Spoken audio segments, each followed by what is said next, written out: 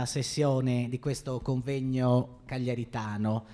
Stamattina forse non abbiamo insistito abbastanza sul fatto che Cagliari ha un compito oneroso e anche del quale siamo orgogliosi, il compito oneroso di aprire una sequenza di convegni che sono stati concepiti come un unico ampio discorso.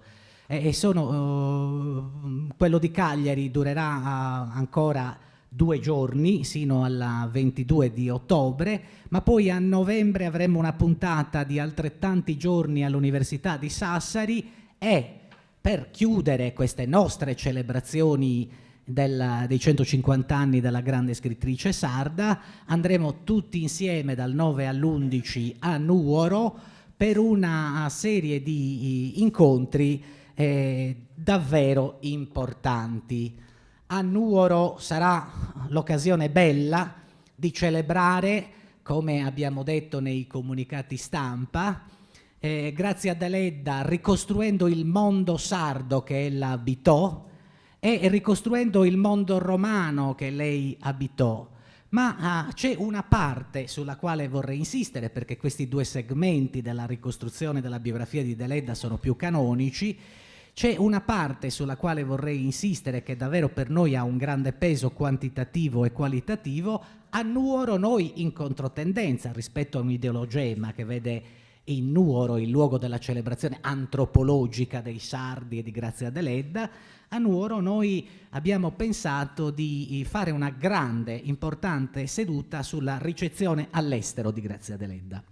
Certo, anche su questo c'è una grande tradizione, inaugurata dal convegno promosso dalla Biblioteca Satta, presieduta in quel periodo da Ugo Collu, che aveva creato un volume sul versante della ricezione interna e un altro volume sul versante della ricezione esterna, però stavolta davvero possiamo dire come si dice, stavolta davvero c'è una serie di regioni del mondo delle quali ancora non avevamo tenuto abbastanza conto. E c'è una parte che verrà curata da Margherita Ierkaput, un intervento di Margherita Ierkaput che sarà sorprendente, perché stavolta non ci interessa nel suo caso non ci interessa più solo come gli Stati Uniti ricevono Grazia Deledda, ma abbiamo chiesto specificamente una ricostruzione della ricezione in ambito accademico, nell'ambito accademico di Grazia Deledda in un tempo abbastanza lungo, nell'ambito accademico delle università statunitensi che per una serie di ragioni, come sapete, sono stati motori di metodi, di modelli euristici, di modelli scientifici. Quindi ci saranno davvero cose molto belle. Sul versante etnomusicologico, lo dico con un senso di gratitudine verso i colleghi etnomusicologi di Cagliari, avremo una serie di interventi degli etnomusicologi, come è ovvio, ma anche una parte concertistica concordata col Conservatorio di Cagliari, che ci darà conto dei 2 tipi di musica che poteva aver ascoltato a suo tempo nel periodo nuorese sino al 1900 grazie a Deledda, cioè del versante colto, quindi del versante concertistico per pianoforte, diciamo così, mi perdoneranno gli etnomusicologi presenti se lo dico maldestramente, vero Diego? Ci sarà presenteremo delle partiture che Grazia Deledda può aver ascoltato per pianoforte, per orchestra, insomma non so bene come, e anche il versante al quale siamo più abituati della musica di tradizione lunga, cioè i tenores, e in questo caso abbiamo scelto i tenores di Nuoro. Tutto ciò è stato possibile perché l'ISRE ha preso l'iniziativa precocemente, per tempo, come fanno sempre quelli dell'ISRE, e con grande abilità anche organizzativa. L'ISRE ha preso l'iniziativa e ha creato un comitato scientifico, lo ribadisco per quelli che non erano presenti stamattina, davvero efficace, con 2 colleghe che si occupano da tempo lungo di Grazia Deledda, cioè Maria Elvira Ciusa, figlia di un grande intellettuale e lei stessa studiosa, raffinata di Grazia Deledda, che recentemente ha dato alle stampe 2 volumi sulla vita e la letteratura di Grazia Deledda, Neria De Giovanni, che si è occupata a lunghissimo, per decenni, di vari aspetti della produzione letteraria della grande scrittrice, e anche ha fondato una casa editrice che ha al suo interno una feconda collana dedicata a Grazia Deledda con scritti a sua firma. E accanto a queste 2 colleghe ci siamo posti io e il professor Manca dell'Università di Sassari per continuare una collaborazione che le università intrattengono da tempo con l'ISRE, cioè con l'Istituto Superiore Regionale Etnografico, che ha sede a Nuoro ma anche una sede cagliaritana alla Cittadella, come molti di voi sapranno, e che è un istituto regionale, non è che siccome ha sede a Nuoro è di Nuoro, ecco. È un istituto regionale che ha Grazia Deledda nell'epicentro delle sue attività. La casa natale di Grazia Deledda è un museo tra i più visitati della Sardegna da molto tempo, e la biblioteca dell'ISRE è una biblioteca senza la quale nessuno di noi può lavorare su Grazia Deledda. Cioè vuol dire che da decenni quella biblioteca accumula ritagli, produzioni scientifiche, articoli di giornale antichi e moderni, manoscritti importanti della scrittrice. Insomma, è un istituto senza il quale le università di Cagliari e Sassari non possono lavorare. Quindi lo ricordo anche con un senso di gratitudine che rivolgo certo al direttore generale che è qui presente, alla commissaria straordinaria Stefania Masala, che ha coordinato la mattinata, la seduta mattutina di questo convegno. Un'introduzione di 6 ore ho fatto. E allora, per iniziare i lavori, iniziamo come si usa nei protocolli accademici, giustamente, iniziamo con una docente dell'Università di Cagliari, attualmente in quiescenza, ma pur essendo in quiescenza è una docente che continua la sua attività feconda di ricerca, sorprendendoci anche per la novità delle ricerche. Non dovrebbe esserci bisogno, visto che ha allevato lei insieme alle sue colleghe, ai suoi colleghi coetanei, ha allevato generazioni, non dovrebbe esserci bisogno, ma lo facciamo. Una presentazione della professoressa Lavinio la facciamo per chi appunto non avesse avuto modo di leggerla e di conoscerla come insegnante. Mi ha dato soltanto 26 all'esame. Non è vero. No, non è vero, mi ha dato la lode, però volevo iniziare con un rinfaccio. È una linguista e italianista che è stata professore dell'Università di Cagliari ed è autrice di numerosissimi lavori sull'italiano regionale sardo e sulla scrittura di molti autori sardi, cioè Cristina Lavinio è molto utile per tutti noi perché è una linguista che si è applicata molto sul campo della letteratura.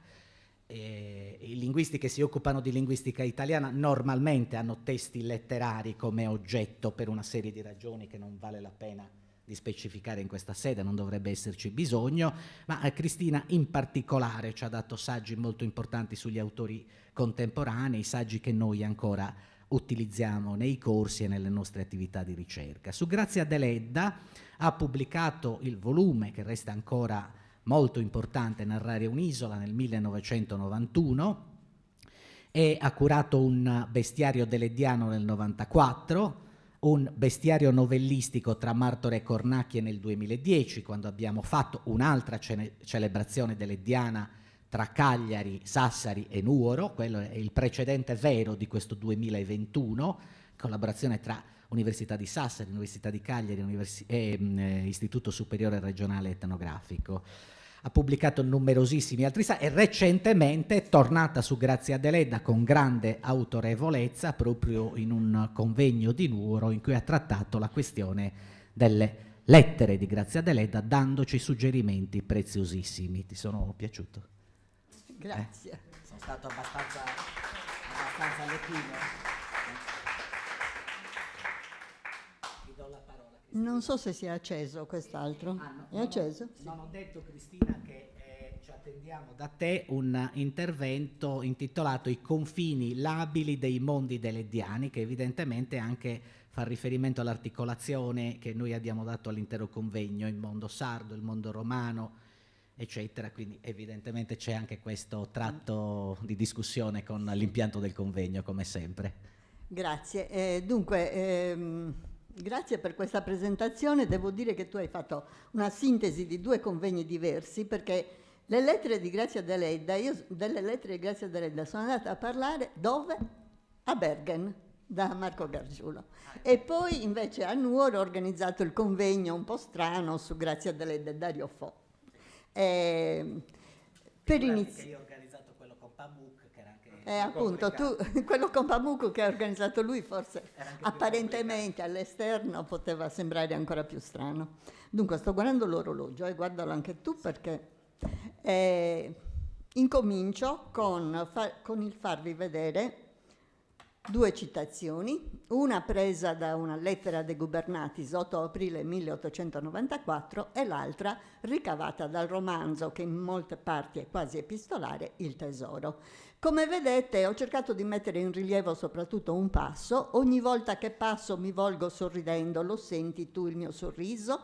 Che passo davanti al ritratto di Angelo de Gubernatis in questo caso, mentre nel romanzo scrive: ogni volta che passava, il soggetto è Elena, la protagonista del romanzo Il tesoro, alter ego di Grazia Deledda, ogni volta che passava si fermava sorridendo e, allontanandosi, si rivolgeva per sorridere ancora, quasi Paolo la vedesse. Ora, ci sono citazioni molto simili alla prima, ricavabili dalle lettere, ve le risparmio perché perderemo molto tempo a leggerle, però queste citazioni mi servono, messe così in parallelo, mi servono a mostrare come ci sia già un romanzo in cui la realtà sconfina nella fantasia e viceversa, nelle lettere a De Gubernatis. È un romanzo che appunto ho già ricostruito in altra sede, fatta di un carteggio amoroso tra Grazia Deledda e Angelo De Gubernatis, e inoltre vado avanti un pochino a parlare di questo carteggio dopo una lettera del 25 giugno, dove Grazia si mostrava molto preoccupata perché percepiva una sua inspiegabile tristezza. Angelino suo, come lo chiama molte volte, gliene spiegò la causa in una missiva che Grazia Deledda ricevette il 30 di giugno, sempre del 1894, epoca in cui le lettere erano state secretate da Angelo De Gubernatis. Penso che sappiate la storia, quindi ve la risparmio. Cosa succede? Lui le dichiara in questa lettera che Grazia Deledda riceve il 30 di giugno, le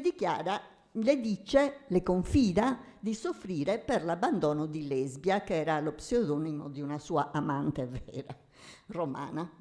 E Grazia Deledda reagisce subito in un'altra missiva, neppure datata, in genere metteva le date, questa la scrive senza data, con un grande e geloso sdegno. Gli dice: non dimenticherò mai la sera e la notte del 30 giugno 1894. Perché questo sdegno? Chi fingeva nei suoi confronti un amore spirituale, così lo chiama, in realtà amava un'altra donna indegna di lui. E perciò Grazia si propone di non scrivergli più. Questa è l'ultima lettera che ti scrivo, gli dice, mentre solo qualche giorno dopo, il 5 di luglio, incomincerà a smentirsi, se non altro per comunicare ad Angelo di avere mandato a un certo Lucifer, uno pseudonimo, un ritratto che si era fatta fare appositamente per lui, cioè per Angelo. Che cosa strana, era destinato ad un angelo ed è finito in mano di Lucifero. Una battuta semplice, possiamo dire, ma insomma. Comunque, una lettura incrociata ci permette di controllare quanto Grazia Deledda scriveva in quel periodo negli stessi giorni ad altre persone, e in particolare a Giovanni de Nava, un giovane poeta calabrese che le si era già dichiarato per lettera, ma era stato da lei accolto con una certa titubanza, freddezza. Allora sarà un caso oppure un impeto di ripicca? Il fatto che proprio il 30 di giugno Grazia Deledda scriva a Giovanni: non mi ingannate anche voi, non mi farete anche voi soffrire, è vero? Sottolineando i propri sogni di amore eterno e di profonda intesa spirituale. E sarà un caso che poi nella stessa lettera Grazia rompa gli indugi e suggerisca a De Nava le mosse necessarie per arrivare a un vero fidanzamento mettendo in contatto le rispettive famiglie. Infatti Giovanni deve parlarne con la propria madre, che se ne sarà contenta, scriverà allo zio Sebastiano Cambosu, il sacerdote fratello della madre di Grazia, e così, cito, il diafano fiore di Sardegna, scrive Deledda, sognerà all'ombra della giovane quercia di Calabria e potrà sbandierarlo come fidanzato. E nella lettera del 14 giugno infatti scriverà De Gubernatis: il mio pretendente calabrese ha domandato formalmente la mia mano.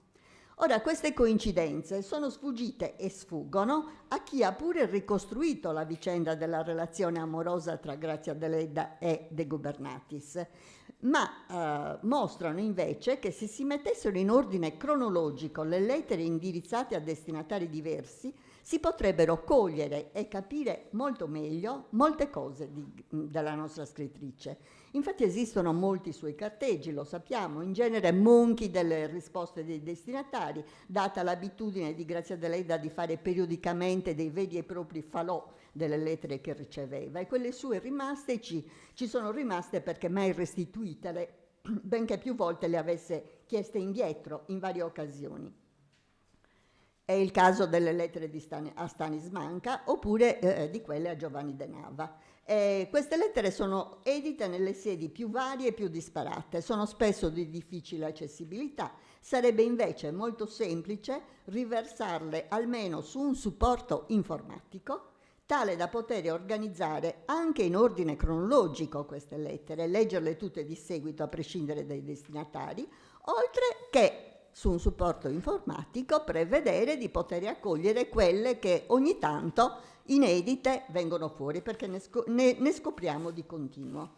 E diventerebbe così più evidente quanto le varie lettere, soprattutto quelle scritte prima del matrimonio, costituissero per Grazia Deledda anche un importante esercizio di scrittura, attraversato da stilemi che rimbalzavano da un'opera dall'una all'altra, a prescindere dalla differenza dei destinatari, mentre solo in qualche caso, quando per ragioni diverse l'emotività prendeva il sopravvento, emergevano espressioni meno sorvegliate e forme linguistiche più locali, quelle che emergono soprattutto nelle lettere ad Andrea Pirodda, perché c'era una vicinanza anche regionale e locale.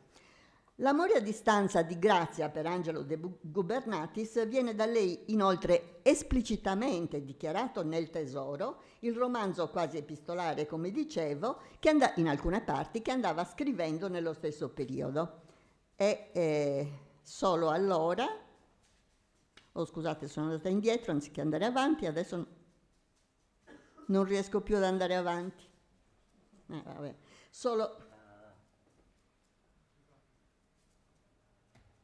Ecco. Solo allora, vinto dall'incanto, il cuore finalmente confessò a se stesso il suo mistero. Disse tremando: l'amo. Se non altro questa confessione nel romanzo emerge. E quindi la dichiarazione avviene per interposto personaggio, potremmo dire. Elena nutre amore per Paolo De Cerere, che è alter ego di Angelo De Gubernatis, e solo che poi De Gubernatis, e anche questo è divertente, ha ricevuto il romanzo, che è uscito nel 97, si indigna perché vi legge stralci di lettere che aveva scritto davvero a Grazia e che potrebbero però renderlo riconoscibile ad altre persone, a cui evidentemente aveva scritto le stesse cose. Grazia, da una parte, tenta di giustificarsi. E cosa gli scrive? Volli solo copiare qualche brano di lettere vere e descrivere certi momenti psicologici della nostra storia.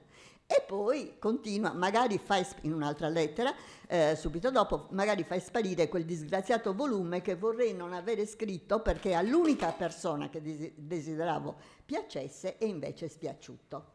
Ma poi ad Andrea Pirodda, il fidanzato che nel frattempo grazie a Deledda si era ripreso perché era tutto un prendi-lascia e che si è ingelosito, sospettando che dietro il Paolo De Cerere del romanzo ci fosse un certo A che aveva frequentato le sorelle Deledda, Grazia non dice certo che si trattava di De Gubernatis, rivendica piuttosto le ragioni dell'arte, la quale inevitabilmente attinge alla realtà e al vissuto, senza che si possa pretendere che ad essa non debba ricorrere l'immaginazione, che invece rielabora e trasforma tutto. E infatti scrive ad Andrea Pirodda: è impossibile scrivere un lungo romanzo senza mettervi qualche cosa di vivo, di veduto, di sentito. E quanto alla scrittura, quindi c'è un fondo di verità.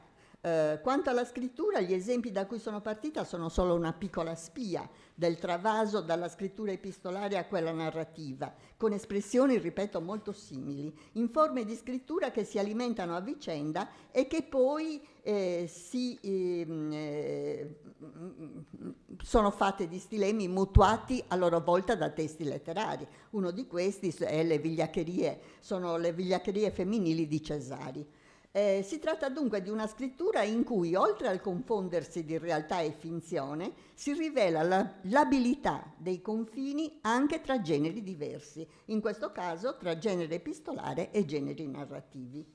Si potrebbe continuare a lungo con questi intrecci tra episodi narrati o svelati dalle lettere e vicende travasate nei romanzi, i quali sono spesso molto più autobiografici di quanto non sembri, mentre viceversa le lettere possono essere viste non solo come documenti, ma come un esercizio di scrittura, ripeto, in cui la giovane visionaria, inseguendo da subito i suoi sogni di gloria letteraria, costruisce mondi espasimanti tutti ai suoi piedi, tranne uno, quello che le ha detto di averla vista come una nana quando è andata a trovarla, e la cosa le brucerà sempre, come dirà in Cosima. Vabbè, era un gigante biondo. Gigante biondo. Cosima è ovviamente il capolavoro autobiografico della scrittrice, ma mediamente nella sua narrativa, ripeto, c'è molto più autobiografismo e biografismo di quanto non avvenga in altre scrittrici o scrittori. Devo confessare che un tempo, nella convinzione estrema forse che in un'opera letteraria conti soprattutto, se non esclusivamente, il testo in sé, mentre secondario se non irrilevante può essere badare all'autore, alla sua biografia umana e intellettuale, fui piuttosto infastidita, ma sto parlando di decine e decine di anni fa, dalla lettura di Di Pilla, che cercava nelle lettere delediane da lui raccolte e pubblicate riscontri continui con e nella sua narrativa. Ma poi mi sono abbondantemente ricreduta e sono convinta che una migliore conoscenza e valorizzazione dell'opera, della produzione letteraria di Grazia Deledda, oltre che la valorizzazione della sua figura di scrittrice fuori dal canone, fuori dal verismo, fuori dal decadentismo, era fuori e basta, e della sua grande autonomia di donna precocemente moderna, come la critica più recente sta incominciando a dimostrare, ecco, sono convinta che tutto ciò debba passare necessariamente anche attraverso la considerazione del contesto e dei mondi da lei attraversati e costruiti, che si compenetrano a vicenda e si alimentano gli uni degli altri. Sono mondi abitati da personaggi reali, sia perché questi sono spesso riconoscibili nella loro identità biografica, al di là delle trasfigurazioni piccole o grandi, talvolta apparentemente solo onomastiche, che la scrittrice fa subire loro, sia soprattutto perché, come la letteratura sa fare, ci vengono restituiti in una, per quanto letterariamente costruita, realtà più profonda, interiore e psicologica, in una dimensione di condizione umana vera che fa superare la critica ingenua del chiedersi fino in fondo se quanto leggiamo in un testo letterario sia vero o falso rispetto allo spunto o al dato che ci ha permesso comunque di riconoscere persone e luoghi. Inoltre, nei giochi di riscontro con la realtà da cui si parte, può essere sempre in agguato il rischio di scadere nella mera curiosità pettegolezzo, da superare però guardando a quanto e come questi dati reali trapassino inevitabilmente nella fiction, lo diceva anche Gonaria Floris stamattina, nella fiction della realtà romanzesca, in cui persino i sogni narrati peraltro esigono di essere presi per veri, esigono di corrispondere a quanto sognato realmente e dunque di appartenere, almeno in quanto sogno, alla realtà. Almeno in questo senso, insomma, di sogni veri e fatti realmente. Però lascio da parte un po' il biografismo, quello che ci potrebbe scatenare a trovare personaggi reali dietro molti personaggi dei romanzi dell'Ediani. Mi limito a citare per esempio Ignazio Biotte di Orune, che ho scoperto poco conosciuto, che è il personaggio reale dietro cui sta il Giorgi di Colombi e Sparvieri. Il protetto, Ignazio Biotte era protetto dalla sorella Nicolina e anche Grazia andò a trovarlo assieme alla sorella nel 1908 e ne scriverà Madesani. Il romanzo è Colombi e Sparvieri del 12, tra l'altro restando sommamente colpita dalla miseria in cui il povero studente malato vive, assistito solo da un ragazzino di 8 anni. Oppure si pensi alle sorelle Nieddu, il cui ricordo è ancora vivo a Galtellì e di cui alla giovane Grazia capitò di essere ospite. Diventano le dame Pintor nella Galte di Canne al Vento, 1913, dove forse si può intravedere anche la breve passione della scrittrice per Emilio Cecchi, più giovane di lei di 12 anni, dietro quella della zia Noemi per Giacinto, ugualmente molto più giovane della zia. Coincidenza casuale che la breve liaison dell'Ediana sia del 12-13?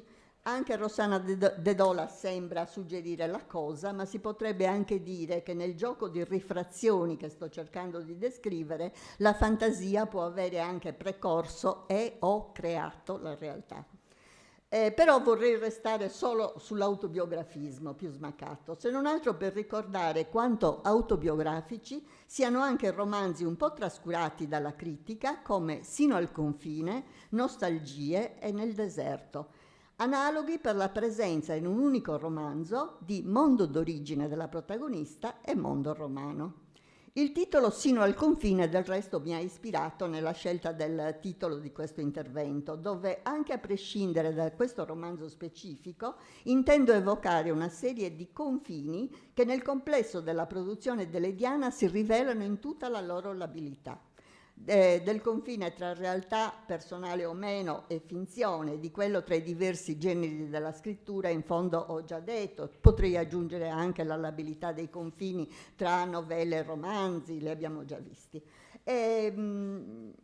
Però voglio aggiungere altri confini labili che sono intanto tra oralità e scrittura, in particolare tra arte verbale, orale e scritta, racconti orali popolari, leggende e fiabe, e romanzi, novelle scritte. Anche questo veniva fuori stamattina con il precipitare dei racconti popolari nella scrittura narrativa. Ma anche il confine tra arte pittorica e arte verbale è labile in una scrittrice capace di dipingere paesaggi e ambienti con le parole. È accuratissima nello scegliere e suggerire chi potesse illustrare la sua narrativa, oltre che capace di vedere e apprezzare insieme le varie arti, anche grazie alla sensibilità della sorella Nicolina, brava pittrice.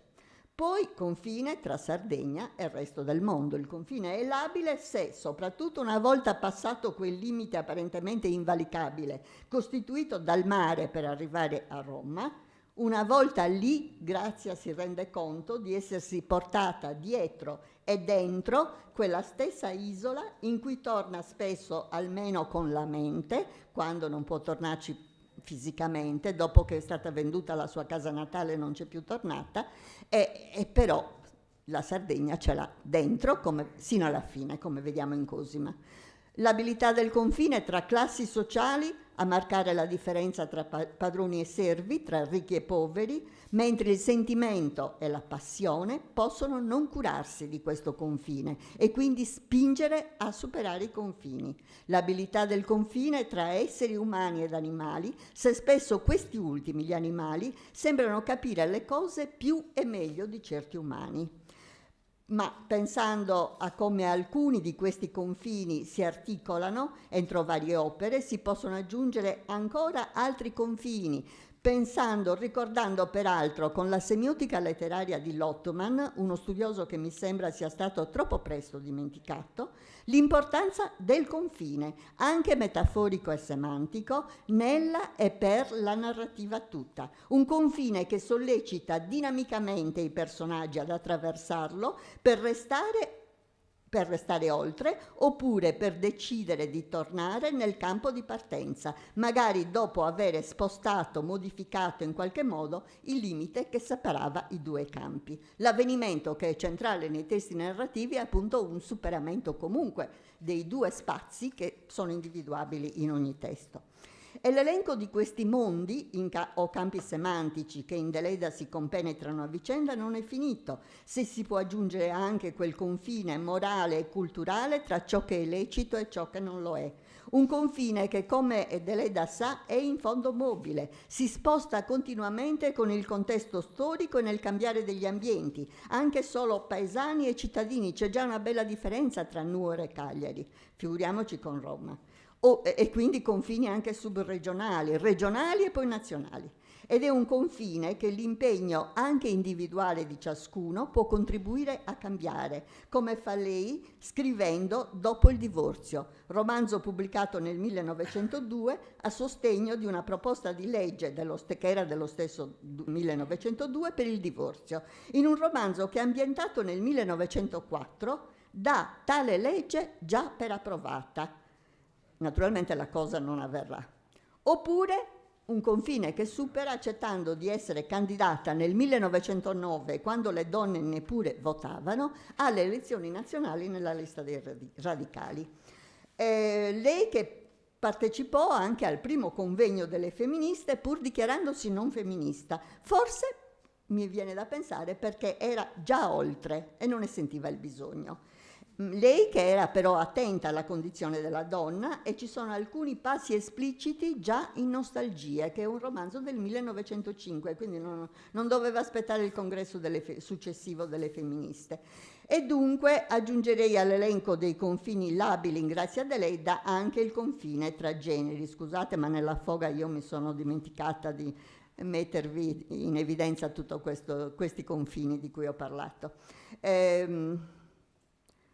Confini tra generi, quindi labili, con tutti gli stereotipi, come sono labili tutti gli stereotipi che una data società appunto costruisce intorno ai generi. Confini che Deleda percepisce, denuncia, tenta spesso di spostare, almeno nella sua narrativa, oltre che con il coraggio di perseguire imperterrita la propria vocazione di scrittrice, nonostante l'ostilità dell'ambiente in cui vive e che non concepisce per una donna destini diversi da quello di moglie e di madre finché è a Nuoro.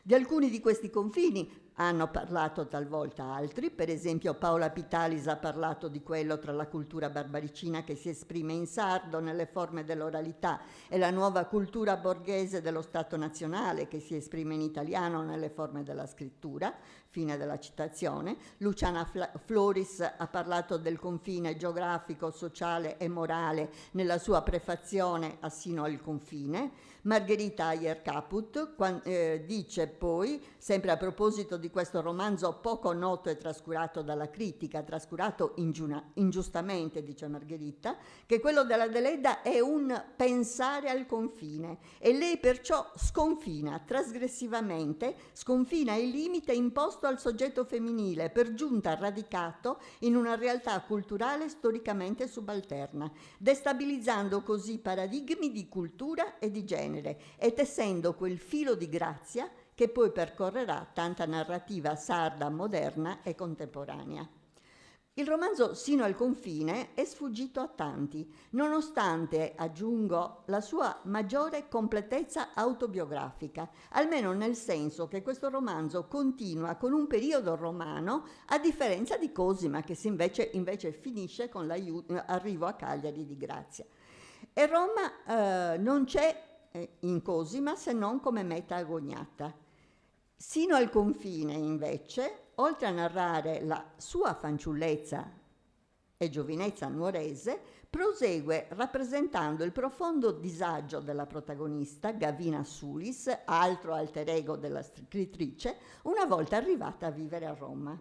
Sono tante le coincidenze del romanzo con dati della biografia deleidiana. Narra della giovane Gavina che, 14enne nel 1890, conclude i suoi studi, ma suo padre, ex impresario di strade comunali, cito dal romanzo, uomo abbastanza intelligente, le aveva fatto ripetere la 4ª classe elementare perché nella piccola città non c'erano altre scuole femminili. Anche Gavina, come Cosima quasi Grazia, ha un rapporto privilegiato con il padre, che morirà nei primi anni della giovinezza di Gavina, ha una madre severa, sorella di un prete, e che ha un marito più grande di lei di 18 anni. E anche Gavina ha un fratello che nel romanzo si chiama Luca, alcolizzato come Santus, fratello di Grazia, tanto da avere il delirium tremens. In un ambiente paesano dal conformismo bigotto e dove il controllo sociale è fortissimo, Gavina è innamorata di Priamo, un seminarista il cui passaggio spia dalla finestra della sua camera, come nella vita reale Deleida spia il passaggio di Andrea Pirodda, e lo sappiamo dalle lettere indirizzate ad Andrea, usando quasi le stesse parole. Gavina si serve di un'amica per recapitare al seminarista le proprie lettere, però per liberarsi di questo amore che percepisce come sacrilego, subisce molto il condizionamento ambientale, accetta di sposare Francesco e il matrimonio avviene a gennaio. Francesco è un medico nuorese che lavora a Roma e lì Gavina e Francesco si trasferiscono, vivono, anche se poi il giorno del matrimonio proprio di Grazia con Francesco, Priamo si suicida. E Gavina si sente causa di tutto ciò per averlo abbandonato. Recentemente Elvira Serra, che è una giornalista del Corriere della Sera, nel suo intervento al convegno Le donne parlano di Grazia, i cui atti sono usciti e potete leggere, ha citato un episodio narrato dal nuorese Elias Sanna a un giornalista del quotidiano Il Tempo nel settembre 1948. Grazia Deledda, secondo il racconto di Sanna, sarebbe stata davvero innamorata di un seminarista che poi avrebbe avuto un figlio dalla servetta che faceva da tramite per le loro missive segrete. Il seminarista finì suicida e la scrittrice, tornata in visita in Sardegna, sempre secondo il racconto di Sanna, andò a trovare la donna che avrebbero litigato le due e la donna avrebbe accoltellato a una gamba Grazia Deledda. E la Deledda allora, per proteggersi, si sarebbe addirittura fatta scudo del bambino, del piccolo, prendendolo in braccio. Elvira Serra continua: è vero? Probabilmente no, ma è rivelatore del fatto che alla nostra scrittrice veniva attribuita una grande libertà sentimentale. E io aggiungo, peccato che Elvira Serra non si sia accorta che questo episodio è narrato in modo molto simile in Sino al confine, dove la servetta è stata sostituita da Michela, ex amica di Gavina, che va a trovarla e ne viene ferita. Che dire, si può aggiungere che se l'episodio non fosse vero, vorrebbe dire che il romanzo si è come inverato nei racconti malevoli che hanno a lungo continuato a circolare su Grazia Deledda anche dopo il suo trasferimento a Roma. Mentre però è anche difficile che chi l'ha narrato al giornalista Enrico Manuelli nutrisse malevolenza verso Grazia, dato che si trattava di quello stesso Elias Sanna che venne liberato dal confino grazie a quanto la scrittrice rispose a Mussolini, che non appena vinto il Nobel le aveva chiesto cosa potesse fare per lei. E Grazia Deledda chiese proprio, garantendo per lui come brava persona, che Elias Sanna venisse liberato e il duce la accontentò. Ora, tornando al romanzo e alla sua parte romana, mi limito a ricordare che mentre Francesco si dà da fare per introdurre la moglie nei salotti, Gavina si annoiava in mezzo alla gente, taceva, sto citando, non per non saper parlare, ma perché non aveva nulla da dire in quell'ambiente. Diventava invece una lettrice accanita, divorando libri di tutti i tipi e soprattutto di psicologia. La noia e delusione provate da Gavina per la vita nella grande città tornano insistite in personaggi sia di altre novelle, penso in particolare a Piccolina, sia in romanzi come Nel deserto. Da quello stesso mondo cittadino romano Gavina parte di nuovo per tornare davvero nel romanzo Sino al confine, almeno in visita nel mondo sardo che non aveva mai lasciato con la mente.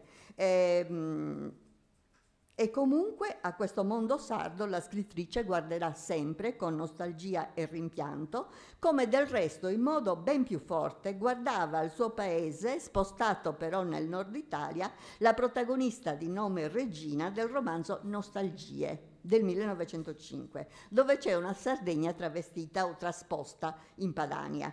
E questo un romanzo di pochi anni successivi al matrimonio.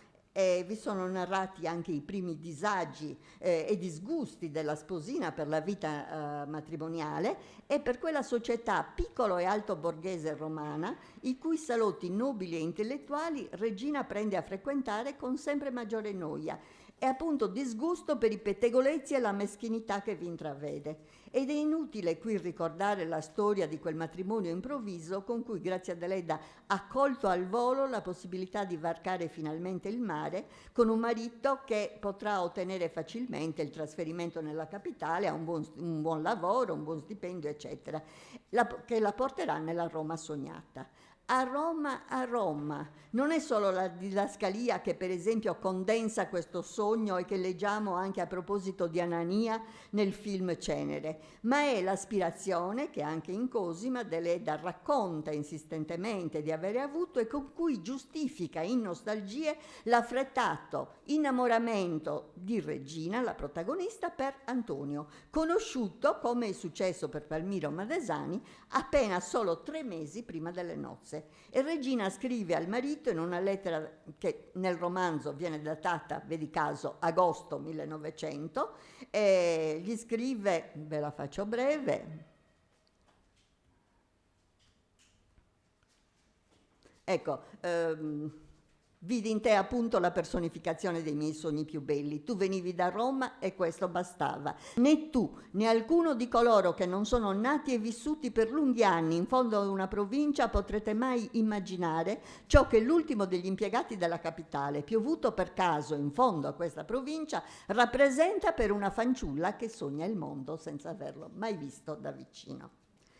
Per soddisfare i sogni di Regina, questo marito che tanto ricco poi non è e che vuole offrirle almeno un appartamentino luminoso in una zona centrale della città, il denaro sufficiente per curare la sua toilette, si metterà nel romanzo a giocare in borsa, a servire ambiguamente una orribile principessa, diventando una sorta di amministrazione dei beni di questa nobildonna e Antonio quindi accetterà questo secondo lavoro per poter soddisfare le ambizioni di Regina, annoiata per i vecchi signori stranieri e mediocri, come leggiamo nel romanzo, e mediocri poeti e sconosciuti artisti italiani, che si riuniscono appunto nel salotto della principessa.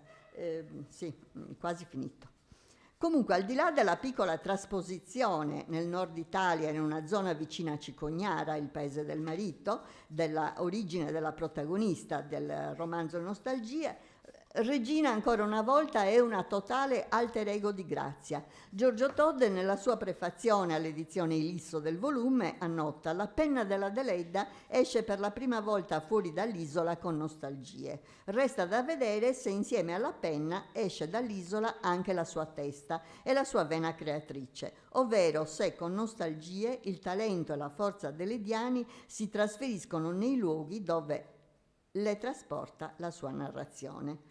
E Todde finisce per giudicare non molto felice questa assenza dell'isola in Nostalgie, forse senza badare che anche in Nostalgie invece la penna dell'autrice, come ho già detto, torna o resta in Sardegna, pur sotto mentite spoglie. Benché con grande determinazione Grazia Deledda abbia voluto lasciare l'isola, continua invece ad ambientarvi sui romanzi più noti, ma rappresentando e narrando anche frequentemente la delusione e solitudine in cui la vita romana la getta e da cui si salva, facendo proprio il motto che un personaggio in Nostalgie non fa che ripetere: lavorare, lavorare, lavorare, che per lei si traduce in uno scrivere, scrivere, scrivere. E insomma il lavoro e non solo il badare alla casa e ai figli a dare senso alla vita, anche in una donna come Deledda, che altrimenti annegherebbe nella noia, nei roveli e nel senso di inutilità che sommerge molti dei suoi personaggi femminili e romani. Quanto al mondo romano, se poi insino al confine del 1909 la combattuta Gavina si rassegna a starci in un definitivo distacco dall'isola, nel romanzo Nel deserto registriamo invece il ritorno della protagonista Lia in quella Sardegna da dove, piena di speranze, era partita per Roma. E ci torna anche a costo di rinunciare a un amore romano sentito come impossibile. Ma poi, andando avanti e seguendo cronologicamente l'immaginario delediano, arriviamo al 1913 a Cane al vento, dove un'altra Lia partirà definitivamente dall'isola, tornandoci solo mediante l'interposta persona di suo figlio Giacinto. Ora, in un pendolo tra il mondo sardo di partenza e quello romano, in rivisitazioni dell'uno alla luce dell'esperienza dell'altro, si muove del resto gran parte della narrativa delediana, che è molto più compatta e unitaria di quanto non sia abituato a pensare il lettore che abbia concentrato la sua attenzione solo sui romanzi sardi, considerando minori o di poco conto gli altri, che invece tali non sono e tali non si rivelano se li si legge tutti. Li si può leggere come capitoli diversamente variati di un'unica storia, quella della loro autrice e della sua straordinaria perseveranza nell'inseguire quella gloria letteraria che forse l'ha consolata del suo vivere e rappresentare come una profonda solitudine la condizione umana e femminile. Grazie.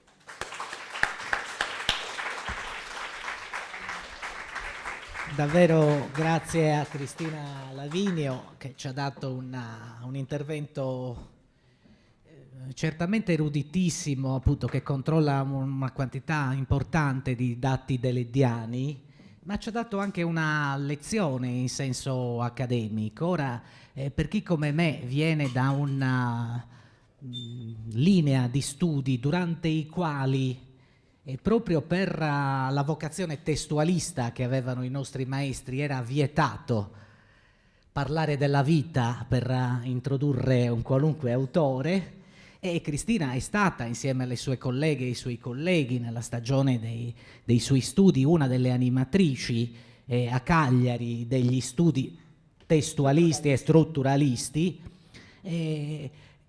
Con questo intervento ci mostra un avanzamento, anche una sensibilità davanti a questioni che si pongono, che la rende capace di superare gli schemi. Del resto, appunto, l'esperienza e anche la competenza e il magistero aiutano. Non è un caso che non abbia citato altri strutturalisti, altri sovietici. Ha citato Lotman, che era l'unica di quella, una delle poche personalità di quella grande schiera russa, di russi, che con la semiotica della cultura superava in rebus la questione della centralità del testo, immettendolo dentro la cultura e quindi consentendoci di attraversare attraverso il testo interi panorami culturali, detta così maldestramente. Ci manca il collega, perché noi a Cagliari abbiamo la fortuna di avere uno studioso che continua a lavorare sui testi di Lotman, è Francisco Usedda, che appunto li continua a farli avanzare, quindi non è trascuratissimo. Certo, non è centrale come è stato un tempo nel dibattito, ma continua a essere un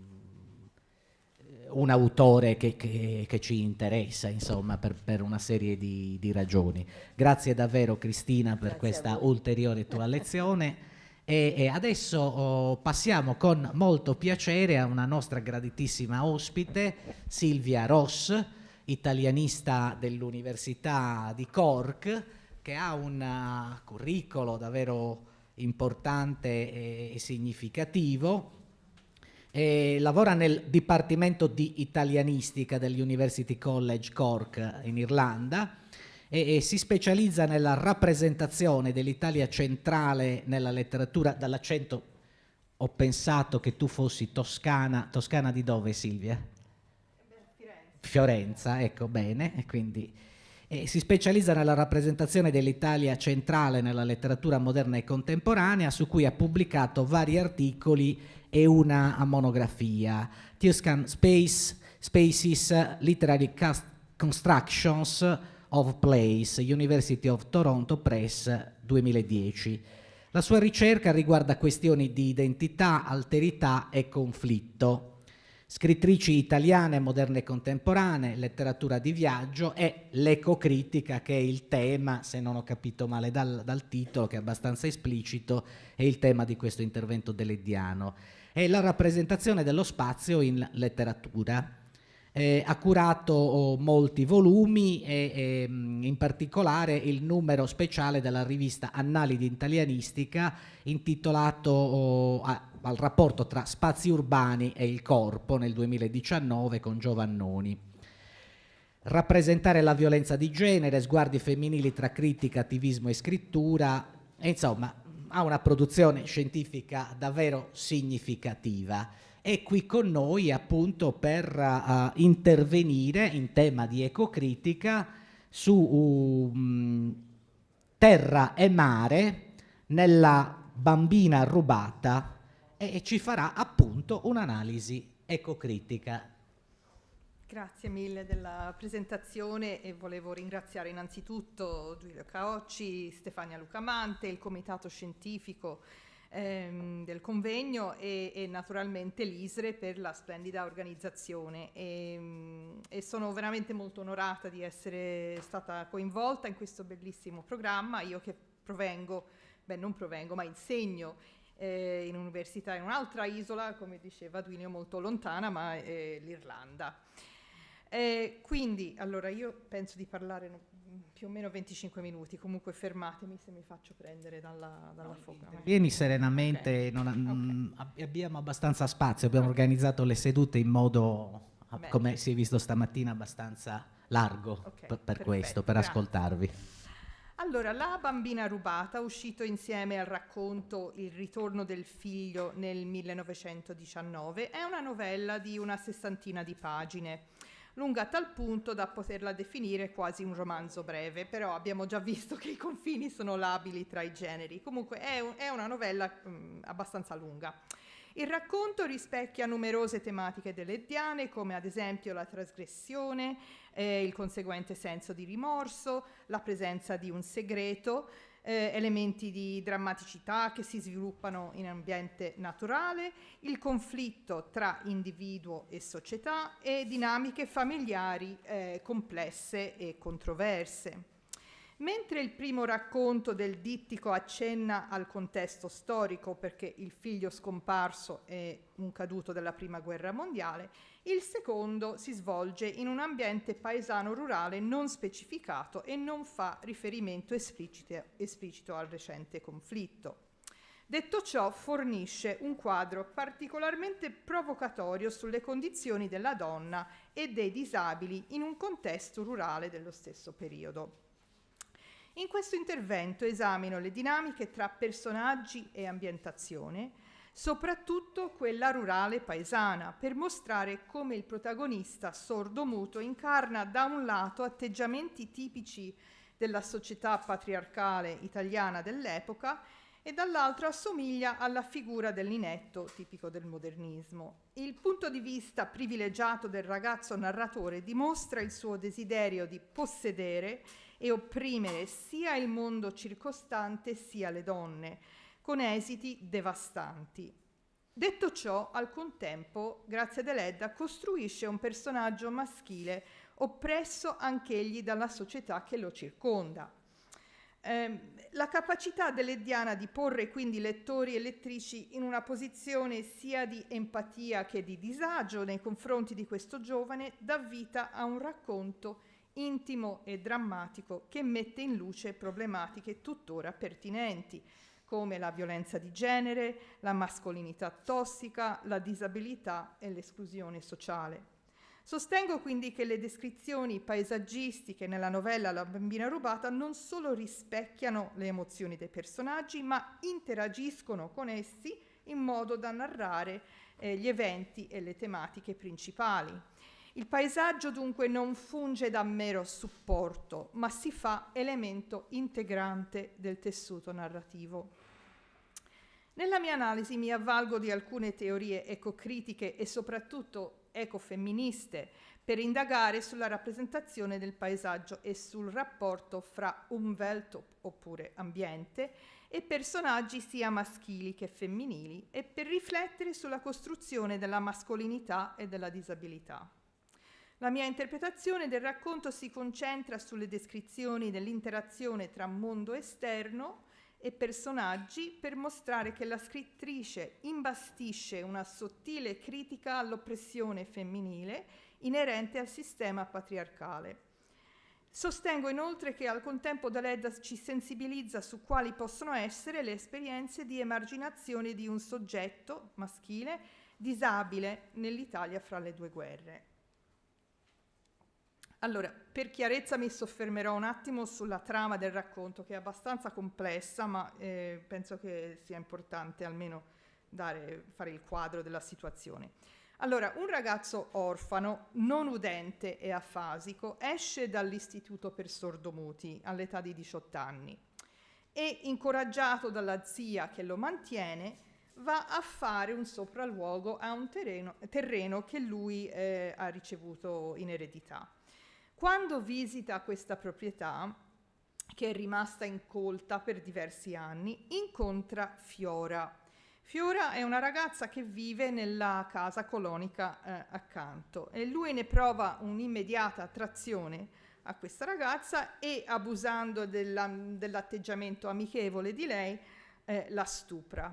E dopo qualche mese il padre di Fiora si presenta dalla zia del ragazzo per informarla che la figlia è incinta. Quindi i due adulti concordano che il ragazzo, che vorrebbe sposare Fiora, ma lei si rifiuta, si prenderà la responsabilità della creatura. Il giovane si rende conto che deve in qualche modo trovare denaro per questo incarico imminente, no? E firma una cambiale per 2000 lire con il droghiere locale Tobia, e i soldi dovrebbero aiutarlo a ripristinare questo terreno e farlo diventare fonte di guadagno. Ma invece viene derubato nell'osteria del paese vicino alla sua proprietà e, preso dalla disperazione, una sera il protagonista cerca di annegarsi nel mare vicino al proprio paese e viene salvato però da un vecchio marinaio che è, guarda caso, il suocero di questo Tobia che gli ha prestato i soldi. Il vecchio gli presenta poi sua figlia e il protagonista con grande gioia si accorge che pure lei è non udente, anche se in forma meno grave di lui, e quindi grazie a questa sintonia con la figlia del marinaio il giovane si confida in lei e prova una forte attrazione nei suoi confronti. La donna chiede al ragazzo di far adottare il nascituro a lei e al marito, che non hanno bambini, e il ragazzo acconsente, ma con la coscienza in tumulto. Sua zia, venuta a conoscenza del debito del ragazzo, si ammala gravemente e nel frattempo nasce questa bambina, che fornisce il titolo del racconto, la bambina, e viene passata insieme ad una balia alla famiglia Tobia. Il giovane sordomuto però, sentendosi defraudato, decide di portarla via dai Tobia e di farla accudire da una signora che abita nella pineta non molto distante. E durante la fuga la bambina muore soffocata perché il giovane l'aveva avvolta troppo stretta, no, nelle fasce, e accorgendosi poi che la neonata non respira, il ragazzo, sconvolto, emette delle grida essendogli tornata improvvisamente la parola, no? E a quanto pare anche l'udito, quindi c'è questo avvenimento miracoloso, diciamo. Si accascia sulla spiaggia accanto alla sua bambina senza vita, dove viene trovato e in seguito è condannato per omicidio. La zia poi muore, lasciandogli in eredità la casa e un discreto patrimonio, avendo provveduto a saldargli il debito. Quindi scusate che sembra un po' lunga, però non so se tutti, magari se non siete a conoscenza tutti quanti della trama, mi sembrava importante delinearla perché, come avete visto, è molto drammatica. Allora, come molti di voi già sapranno, l'ecocritica è una teoria letteraria che si concentra sull'interazione tra le persone e il mondo circostante, che mette l'enfasi sulle condizioni ecologiche raffigurate nel testo e presuppone, anziché una scissione tra esseri umani e natura, una forte interconnessione tra di loro, rammentandoci che anche noi, in fin dei conti, siamo animali e dipendiamo dalla terra. Niccolò Scaffai, uno dei maggiori esponenti dell'ecologia letteraria in ambito italiano, spiega. Non so se si vede non si vede la slide. Eccola, okay. Perfetto. Quindi e lui dice infatti non si tratta infatti di porre un'alternativa tra due entità, natura e uomo, incomparabili, anche perché in fondo omogenee. Che cos'altro è l'uomo se non natura? Che cosa sarebbe la natura senza l'uomo che la determina? Le parole di Scaffai ci aiutano a captare i maggiori precetti dell'ecocritica, ma, come avrete probabilmente già notato, usa il lessema uomo in senso non marcato, una scorciatoia linguistica che di per sé denota una subordinazione della donna, in quanto inglobata nelle coordinate fallo-logocentriche. A mio avviso, l'apparato critico ancora più incisivo, rigoroso e inclusivo nei confronti dell'ecologia, pace Scaffai, è l'ecofemminismo, che coinvolge studiosi e attiviste come Vandana Shiva oppure Greta Gard o Val Plumwood, la filosofa australiana, il cui pensiero ritengo particolarmente appropriato per decifrare questo racconto di Deledda. L'ecofemminismo, appunto, cerca di smontare gli schemi bipartitici, e qui c'è un elenco fornito da Plumwood, ovvero i dualismi tipici della società patriarcale occidentale, in cui si riafferma l'opposizione tra l'essere umano e la natura. Inoltre, la filosofia ecofemminista mette in rilievo il fatto che spesso la natura e le donne vengono associate l'una all'altra, basti pensare all'espressione madre natura, no? Relegandole alla sfera dell'inferiorità. Secondo Plumwood e altri, non è sufficiente criticare esclusivamente i nessi tra l'oppressione femminile e quella ambientale. È impellente teorizzarli in concomitanza con la dominazione in termini di classe e di razza, allo scopo di svelare i meccanismi della soggezione dell'altro o dell'altra nella cultura occidentale. La bambina rubata fornisce la dimostrazione di un tentativo di predominio maschile sulle donne e sulla natura da parte del protagonista. Detto ciò, l'ambientazione geografica del racconto non è specificata. Il ragazzo abita con la zia in un paese sulla costa, a quanto pare sul continente, forse in Toscana o nel Lazio, ma non è specificato. L'azione si snoda in vari luoghi esterni, come nella campagna, dove il protagonista possiede un terreno, vicino ad un paese non molto distante dal suo. Inoltre, il giovane passa molto tempo sulla spiaggia e alcune scene hanno luogo nella pineta attigua. Ci sono anche spazi domestici, ma non mi soffermo su quelli, insomma, per via del tempo a disposizione. Allora, la critica ha già fatto notare il ruolo fondamentale del paesaggio per la poetica deleddiana e come esso spesso si interseca con l'azione narrata e la psicologia dei personaggi. Una scena chiave nella bambina rubata avviene il giorno in cui conosce Fiora, per l'appunto sul terreno chiamato il Platano, che il ragazzo ha ereditato.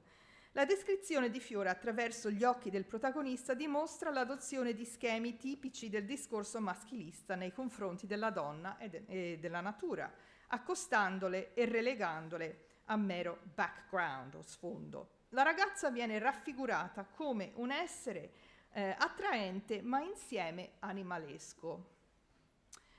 Quindi a prima vista arriva, e cito, circondata da una corte di anatre e di oche, e i suoi denti e i suoi occhi, cito, hanno qualcosa di felino, di crudele.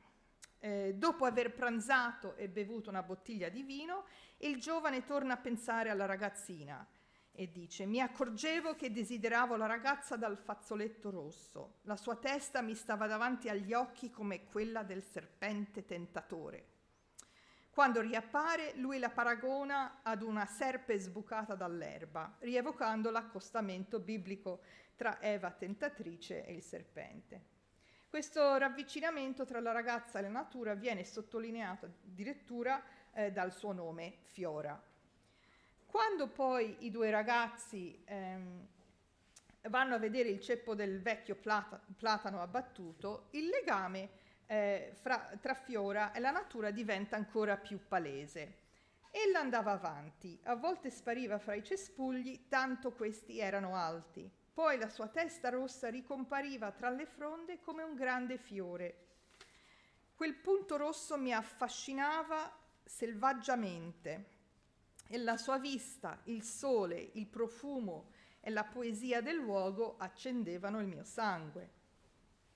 Il luogo bucolico, addirittura presentato come una specie di locus amenus, ispira il ragazzo a dichiararsi e le comunica che vorrebbe sposarla. Come risposta, Fiora ride e il locus amenus si trasforma repentinamente in un luogo del delitto. Il giovane, arrabbiato alla reazione di lei, apparentemente irrisoria, violenta Fiora in mezzo al terreno di lui. Vinsi io, dice, l'atterrai ed essa fu mia. Questa sequenza di eventi simbolizza pienamente le dinamiche di oppressione puntualizzate da Plumwood e altre. Nell'ottica del giovane maschio, chiaramente il possesso del terreno equivale al possesso della donna. Non solo, il meccanismo della sopraffazione dell'altra femminile e dell'ambiente appartiene, secondo Plumwood, alla logica della colonizzazione, laddove le dinamiche del maschilismo e dello sfruttamento della natura si sintonizzano con la mentalità del colonizzatore. Il pensiero del giovane protagonista, quando visita il suo terreno, fornisce un perfetto esempio di questa mentalità. E lui dice: mi pareva di andare alla conquista di un continente nuovo, da civilizzare e sfruttare. Mi avevano insegnato come si innestano le piante quando si semina l'orzo fra il trifoglio, e l'apicoltura e la composizione dei concimi. Ero certo che in breve, con l'aiuto di un buon contadino, avrei ridotto il terreno in un fertile podere.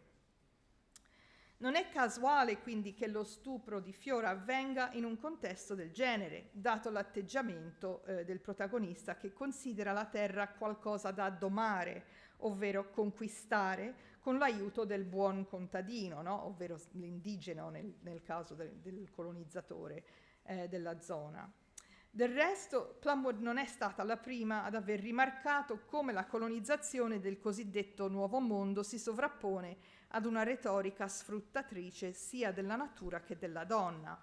Basti pensare al titolo provocatorio del testo di Annette Kolodny del 1975, The Lay of the Land, nel quale la studiosa statunitense esamina l'impulso pastorale che raffigura la terra come corpo femminile durante la cosiddetta conquista dell'America, un troppo ricorrente in testi scritti in lingua inglese dal 600 in poi.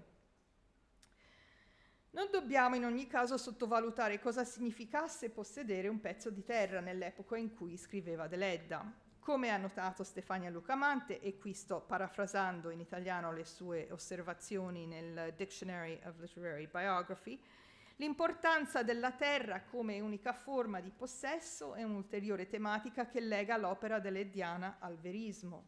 Litigi a causa della proprietà e del suo passaggio alla prossima generazione familiare spesso mettono in moto la trama. Fine della citazione. Quest'enfasi sulla terra indubbiamente accomuna La bambina rubata a testi verghiani come Mastro Don Gesualdo oppure La roba, e non solo, ci sono risonanze con i suoi contemporanei come per esempio Con gli occhi chiusi oppure Il podere di Federico Tozzi. di cui Deledda era amica. Testi incentrati su terreni agricoli senesi, liti tra parenti, creditori e contadini. Marta Boneschi, nel suo Voci di casa, la famiglia italiana ieri e oggi domani, osserva che nell'ambiente agricolo italiano, nella prima metà del Novecento, e qui cito, non sono i cuori che si fondono, ma le braccia e i beni materiali. L'ideale è che lui sia proprietario di qualcosa, della roba, e che lei sia capace di tenerla, risparmiarla e farla fruttare. Quindi l'impulso possessivo espresso dal protagonista maschio nei confronti del suo terreno non dovrebbe sembrarci inusuale. E come vedete qui dice: mio, quel pezzo di terra era mio, il sole che vi batteva era mio, potevo fare quello che volevo là dentro, no? In seguito, dopo la visita del padre di Fiora e l'accordo per la cambiale con Tobia, il protagonista torna alla sua proprietà con l'intenzione di coltivarla. In questo caso la natura inizialmente lo conforta quando sta innanzi all'idea di essere in prossimità della famiglia di Fiora, no? E il ragazzo dunque riafferma che il terreno gli appartiene, e qui di nuovo il terreno era mio e nessuno poteva proibirmi di entrarvi e di restarci, dice. Ma il suo umore cambia quando rivede il luogo in cui aveva stuprato Fiora. E qui dice: mi pareva che il cielo sopra di me si iniettasse di sangue, come un grande mite occhio azzurro d'un tratto divenuto feroce. Quando mi alzai mi parve di essere alto, sempre più alto, sino a dominare ogni cosa intorno a me, dall'altura del mio terreno, come dalla cima di una montagna. Mi sentivo così alto e forte da stritolare ogni cosa sotto il mio piede. Ora, il cielo tinto di sangue che rispecchia la rabbia del ragazzo presenta un caso abbastanza evidente del pathetic fallacy, no? Che serve a rinforzare l'impatto delle sue emozioni. Ma l'elemento particolarmente suggestivo di questa citazione è l'ergersi del giovane che si sente padrone del territorio circostante. Questo affermarsi del suo predominio mentre guarda un panorama dall'alto in basso rievoca una tematica ricorrente nella letteratura di viaggio, definita lo sguardo del monarch of all I survey, o sovrano di tutto ciò che osservo, dalla studiosa Mary Louise Pratt, ovvero la situazione in cui lo sguardo dell'autore cerca di affermare la sua superiorità nei confronti della terra a lui ignota, una terra da scoprire, ossia da colonizzare attraverso gli occhi e la penna. Il protagonista spera che, nonostante, o forse a causa dello stupro di Fiora, lui possa trasformare la situazione in una riaffermazione del possesso del suo terreno e di lei. Convinto di essere diventato uomo, davvero diventato uomo, si persuade di provare amore per Fiora e spera appunto che, cito, la cosa potesse aggiustarsi con un matrimonio. Ma paradossalmente il ricorso alla soluzione tipica della società patriarcale agricola, cioè il cosiddetto matrimonio riparatore, non avviene.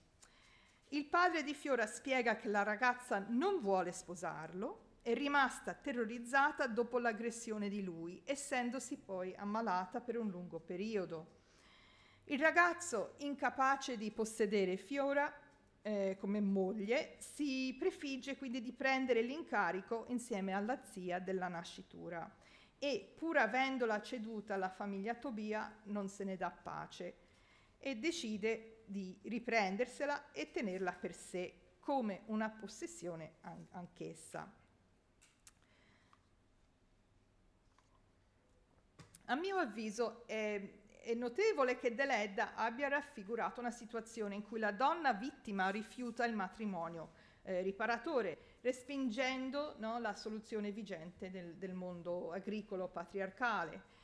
È significativo inoltre che l'aggressore cerchi continuamente di affermare la sua padronanza sulla terra e sulla donna in un tentativo di rivendicazione della sua mascolinità, sentendosi al contempo un escluso, no? A causa della sordità. L'emarginazione del giovane protagonista, d'altronde, è tipica della letteratura modernista italiana. Basti pensare agli inetti di Italo Svevo oppure a quelli di Tozzi, e con questi ultimi ci sarebbero davvero molti punti di contatto con il protagonista dell'Ediano, anche se nel suo caso è proprio il suo essere non udente ed afasico a renderlo un estromesso. Non è sorprendente che il ragazzo, dopo essere uscito dall'istituto per i sordi, si senta emarginato, dato il contesto del mancato riconoscimento del linguaggio dei segni o dei diritti dei non udenti a quell'epoca. Lo studioso Franco Zatini spiega il contesto per i non udenti all'inizio del Novecento. Cito: concluso l'arco scolastico, i sordi tornavano a casa e quindi all'isolamento tra gli udenti. Dunque la mancanza di comunicazione con il mondo degli udenti fu la causa del loro isolamento, come potrebbe accadere a dei normo-udenti in un paese straniero con costumi e tradizioni sue proprie. I sordi, dopo l'istruzione, comunicavano facilmente con i segni, ma poco oralmente. Questo perché si preferiva la metodologia francese rispetto a quella tedesca. Quest'ultima era presente in pochissimi istituti italiani. La mancanza di una struttura e la conseguente difficoltà ad inserirsi nel mondo esterno portarono i sordi ad allontanarsi sempre più dal mondo degli udenti ed a confermare il proprio isolamento. Nel caso di questo ragazzo, che in effetti si autoisola, non credo sia azzardato dire che la società che lo circonda lo avrebbe considerato un incapace.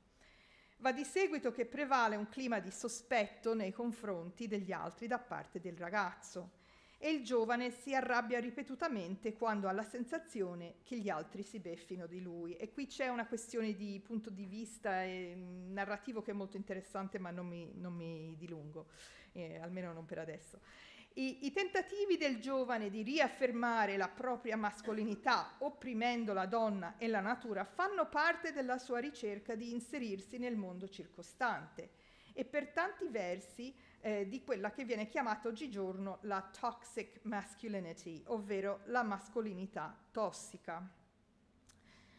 Jan Kosma, che ha studiato i personaggi maschili dell'Ediani, definendoli eterni adolescenti, mette in luce come spesso i maschi rivelano atteggiamenti misogini e addirittura covano fantasie di stupro. Ripetutamente il giovane protagonista della Bambina rubata cerca di riaffermare il suo desiderio di diventare uomo, dichiarandolo nell'apertura del racconto. Come vedete, avevo 18 anni e mezzo, ma ero già grande e grosso come un uomo fatto. Ero già un uomo, anzi con tutti i bisogni di una giovinezza tanto più forte quanto più oppressa dalla vita di disciplina fino a allora fatta e dall'infermità che mi costringeva a quella vita. Boneschi ribadisce la durezza dell'ambiente rurale e la necessità per i ragazzi di affermare la propria forza e virilità. E cito: per secoli, infatti, il destino di chi è legato alla terra e agli animali è quello di combattere la brutalità della natura. Un ragazzo non diventerà mai uomo se non è forte, veloce e crudele. Ma il giovane, essendo stato tirato su dalla zia in quanto orfano e provenendo da un ambiente relativamente agiato, non appartiene alla solita struttura patriarcale della famiglia nucleare. In realtà il ragazzo si sente impotente e ripetutamente si rammarica per il fatto di non poter provvedere a se stesso. Inoltre, pur essendo stato l'aggressore, ribadisce che lui è vittima di un'ingiustizia. E cito, dice, qui, era come se fossi stato io il violentato e pretendevo una riparazione, dice. Nella sua mente innesca addirittura un'inversione dei ruoli, una mossa tipica del aggrieved entitlement, per usare l'espressione del sociologo Michael Kimmel, una dinamica tipica della mascolinità tossica, laddove l'aggressore, sentendosi contrariato per il rifiuto della donna, si appropria del ruolo di vittima. Ma la vulnerabilità del protagonista narratore rispunta a vari intervalli e quando è in preda alla crisi si trova sollievo nella presenza di un altro tipo di paesaggio, quello marittimo. Per il protagonista il mare a momenti suscita riflessione oppure costituisce l'ambito della morte e della rinascita, una tematica comune nella rappresentazione dell'acqua. Le sequenze finali della bambina rubata si snodano appunto in riva al mare, quando il ragazzo si accorge che la bambina è morta. In preda allo shock, d'un tratto il protagonista riacquisisce la parola e l'udito. In una specie di reverie mistica, il ragazzo si avvicina all'acqua con la bambina in braccio. Il paesaggio lunare acquatico lo attira. E cito: vado di nuovo verso il mare, lo sfondo grigio si è fatto azzurro. Sotto la luna piena sempre più alta e chiara, tutto il paesaggio si colorisce di azzurro e di argento. Tutto diventa fresco, lieve, irreale. Pronto a ritentare il suicidio, il ragazzo invece si sdraia accanto alla bambina sulla sabbia e pensa, e qui cito: perché non devo confessarlo? La morte stessa della bambina mi aiutava nella speranza di vivere, dice. E con questo miracoloso ritorno delle facoltà orali e uditive è come se la bambina rubata avesse la funzione di vittima sacrificale che permette al giovane di rientrare nella società, ma anche a dover sottostare al sistema giudiziario che lo condanna per omicidio. E per concludere, questa novella di Deledda, che alla fine sfocia in un racconto quasi surreale, raffigura un personaggio maschile sfaccettato che da un lato rappresenta i valori maschilisti che opprimono le donne e le bambine, caratteristiche che si palesano attraverso il suo atteggiamento nei confronti della natura, in special modo il terreno rurale. Ed è indiscusso che la dominazione fisica di Fiora da parte del protagonista avviene, ma lui, pur ereditando la proprietà paterna, oltre alla casa della zia, non riesce ad impossessarsene, essendo stato condannato per omicidio. Ma l'abilità di Deledda si manifesta anche nella sua capacità di presentarci la storia attraverso gli occhi del cosiddetto carnefice, per il quale però a momenti proviamo addirittura compassione, data la sua esclusione dalla società a causa della sua disabilità. In questo modo Deledda riesce a porci come lettori in una posizione compromessa, mentre cerchiamo di decifrare la moralità del protagonista sordomuto attraverso gli avvenimenti presentati, il suo pensiero e la raffigurazione dell'ambiente.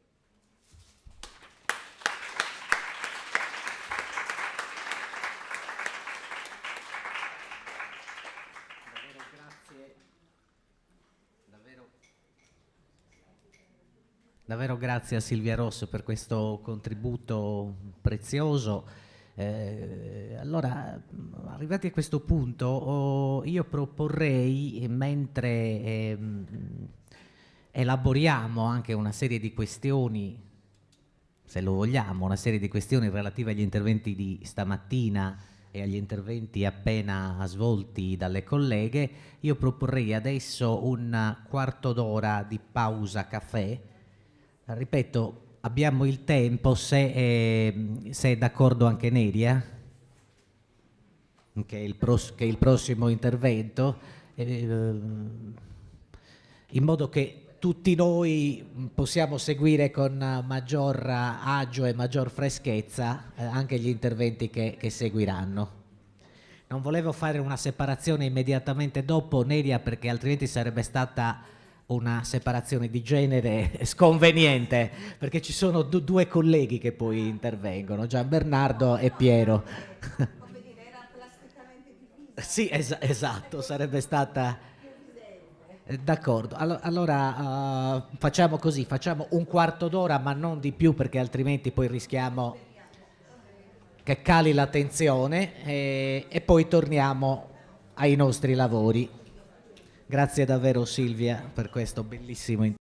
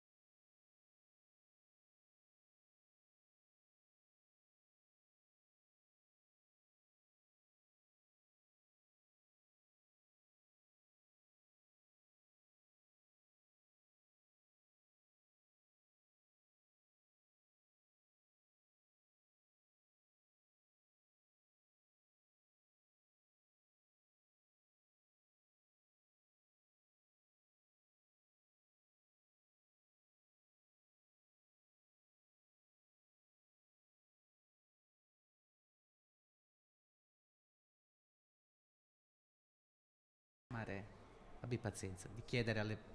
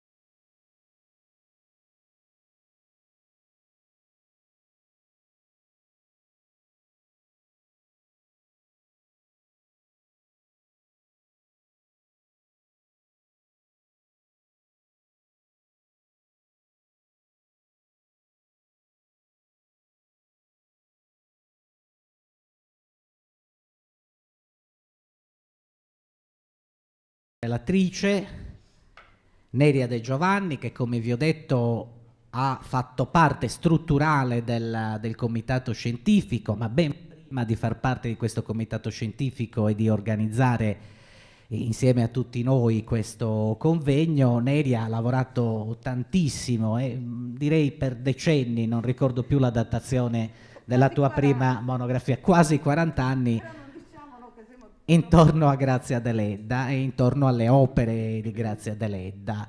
Neria De Giovanni in Sardegna, ma anche a Roma, insomma, ha svolto una fitta attività di organizzazione culturale e tra le fondatrici, si può dire, della commissione che poi ha dato luogo alla giuria del premio Giuseppe De Sì, quando ancora la fondazione non esisteva. Insomma, sto andando un po' a braccio e alla rinfusa, ma certamente Neria è una intellettuale che molto ha lavorato sui nostri autori e molto ancora sta facendo per promuovere la letteratura italiana e gli autori più rilevanti della nostra regione. Attualmente sta lavorando con la Fondazione Cambosu e qualche mese fa la sua giuria, la giuria che coordina, è giunta a premiare i vincitori di quest'anno. Insomma, ha svolto davvero tante attività e ha sviluppato una tale conoscenza dell'opera di Grazia Deledda per cui le abbiamo chiesto, ma è lei che si è proposta su questo tema, di fare una cosa inusuale intorno alla scrittrice, e cioè di vedere come si comportava Grazia Deledda quando doveva recensire gli altri autori, quando doveva assumere l'habitus da critico letterario, perché anche questo Deledda ha fatto, e anche attraverso questa attività ha cementato dei sodalizi letterari e dei sodalizi intellettuali estremamente importanti. Tutti noi abbiamo letto molti suoi lavori da critico letterario, ma non li abbiamo mai assunti come segmento della letteratura. Li abbiamo spesso assunti, dico io e molti altri colleghi che sono qui in studio, li abbiamo sempre assunti come supporto a delle questioni che si ponevano su Grazia Deledda, scrittrice o novellista o romanziera. Ora, il campo della critica letteraria è uno dei segmenti della letteratura che ci interessano per altre stagioni. Iniziamo il discorso e chiediamo a Neria di raccontarci che cosa ha fatto Grazia Deledda in questo campo. Grazie Neria.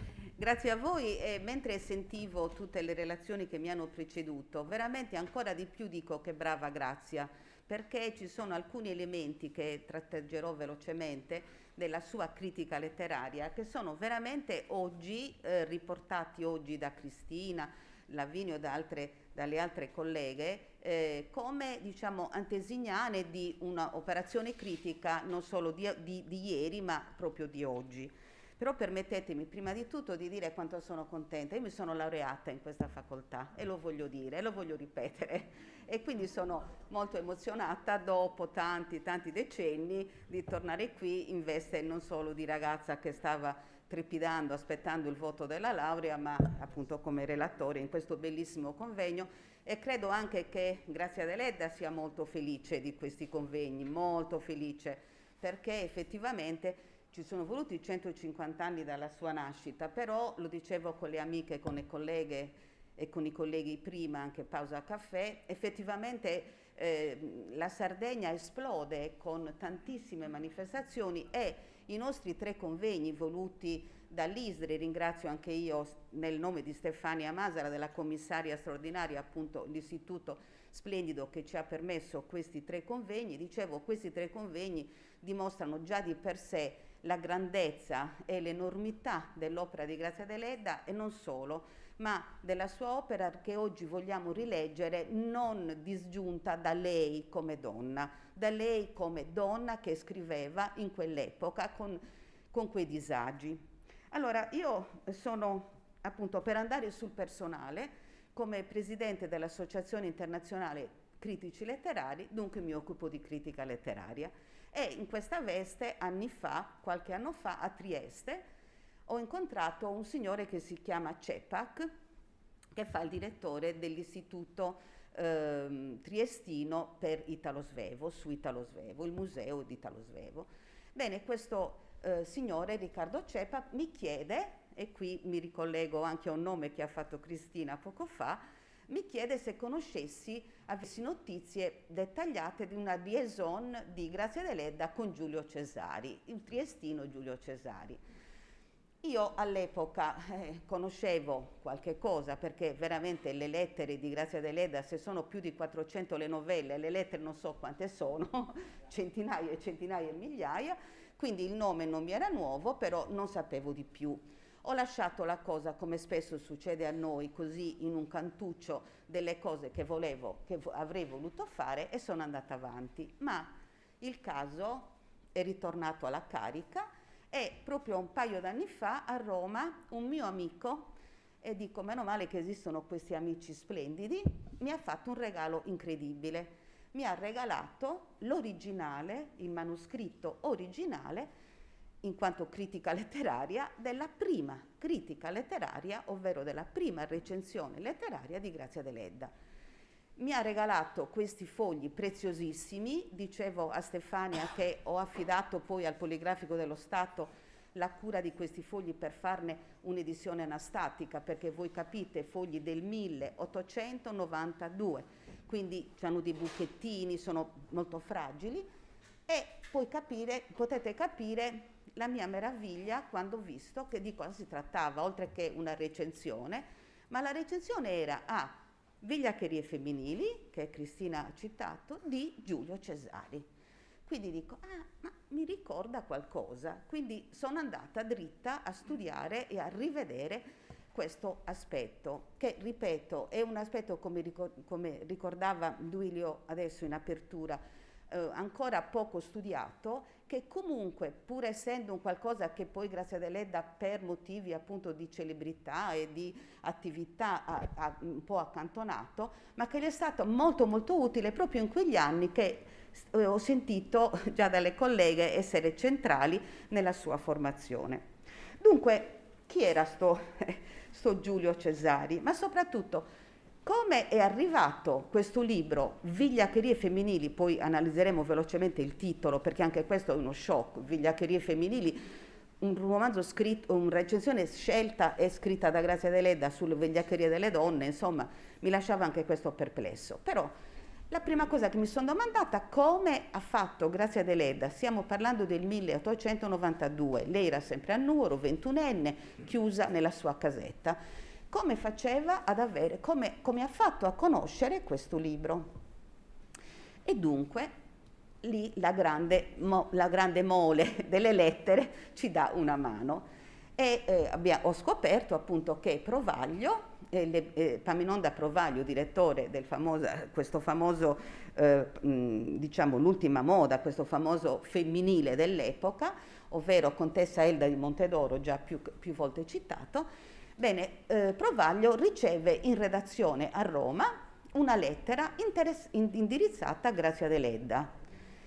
Quindi lui riceve questa lettera in redazione per Grazia Deledda perché nel 1892 Grazia Deledda, come abbiamo già sentito, scriveva già per l'ultima moda, racconti, insomma era già una firma riconosciuta.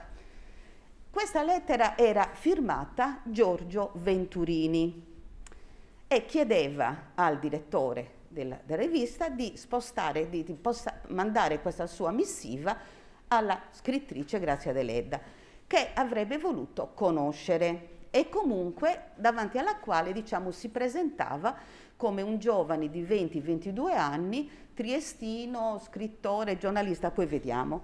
Ma la cosa che volevo a questo punto sottolineare è che Grazia Deledda accetta di corrispondere con questo giovane, con l'abitudine che noi abbiamo visto già più volte manifestata di intrattenere attraverso l'epistola, la comunicazione per lettera, delle relazioni che poi, diciamo in maniera molto generica, potremmo anche definire delle relazioni platoniche, sentimentali, non si sa. Comunque, c'è una lettera che lei scrive al Provaglio, io ve la riassumo soltanto, in cui proprio mette in evidenza il fatto che lei abbia accettato non solo di corrispondere con questo che lei non conosceva, Venturini, che poi invece si scoprirà essere alias Giulio Cesari, il nome, diciamo, dell'autore, del protagonista del romanzo, ma ha accettato, diciamo, di fare di parlare attraverso le lettere con questo uomo,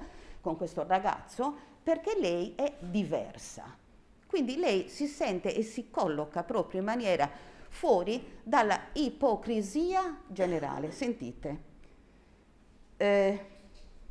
Vediamo cosa mi risponderà. Veramente una signorina a modo non dovrebbe lanciarsi così in fantastiche amicizie coi giovinotti d'oltremare. Ma io, oh, che vuoi, sono così annoiata e diversa dalle altre che faccio tutto il contrario, purché non ci sia alcun male di ciò che prescrivono le ridicole esigenze sociali. Faccio il contrario delle altre perché odio la falsità delle altre che, mentre di giorno si mostrano la modestia in persona, così innocenti, così timide, da mettere in soggezione persino le mosche, di notte fanno ciò che faceva Lara, protagonista di questo romanzo uscito un anno prima, Fior di Sardegna, di ciò che faceva Lara, ti ricordi? O perlomeno leggono i romanzi di Bourget e le memorie di Casanova, all'insaputa, si intende, della mamma e di tutti. Io odio la maschera.